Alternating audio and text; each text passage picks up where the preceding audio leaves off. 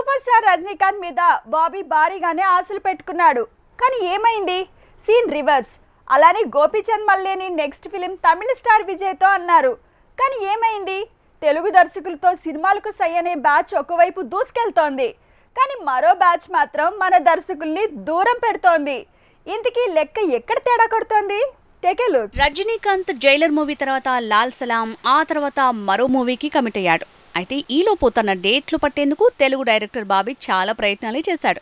కానీ వాల్తేరు వీరయ్య లాంటి హిట్ ఇచ్చిన తన పాచిక పారలేదు. రజనీకాంతే కాదు, మరో తమిళ స్టార్ విజయ్ కూడా తెలుగు దర్శకుడికి హ్యాండ్ ఇచ్చాడని తెలుస్తోంది. వంశీ పైడిపల్లి మేకింగ్ లో వారసుడు మూవీ చేసిన తను మరోసారి సేమ్ డైరెక్టర్ కి అవకాశం అంటే నో అన్నాడట. విజయ్ దళపతితో మూవీని ప్లాన్ చేశాడు గోపీచంద్ మరణిని. వీరసింహారెడ్డి తర్వాత తను విజయ్ కోసం కథ రెడీ చేస్తే అక్కడి నుంచి నో ఆన్సర్. దిల్ రాజు ఈ ప్రాజెక్టుని పట్టాలెక్కించాలనుకున్నాడు. కానీ గోపీచంద్ మరణిని తన కథతో ఇంప్రెస్ చేయలేకపోయాడట. ఇక క్రాక్ హిట్ అయిందని గోపీచంద్ కి బాలయ్య గ్రీన్ సిగ్నల్ ఇచ్చి వీరసింహారెడ్డి చేశాడు. కానీ సినిమా రిజల్ట్ కలిసి రాలేదు. అయితే వీరసింహారెడ్డి రిజల్ట్ వల్లే విజయ్ దళపతి ఈ ప్రాజెక్టు విషయంలో అడుగు ముందుకేయలేదంటున్నారు. ధనుష్, కార్తీ లాంటి వాళ్ళు తెలుగు దర్శకులతో సినిమాలు చేస్తూ పోతున్నారు. ఆఖరికి వెంకీ అట్లూరికి మలయాళ స్టార్ దుల్కర్ సల్మాన్ కూడా ఛాన్స్ వచ్చాడు. కానీ రజనీకాంత్, విజయ్ దళపతి లాంటి హీరోలకి మాత్రం తెలుగు దర్శకులతో కథ సెట్ అవ్వట్లేదు.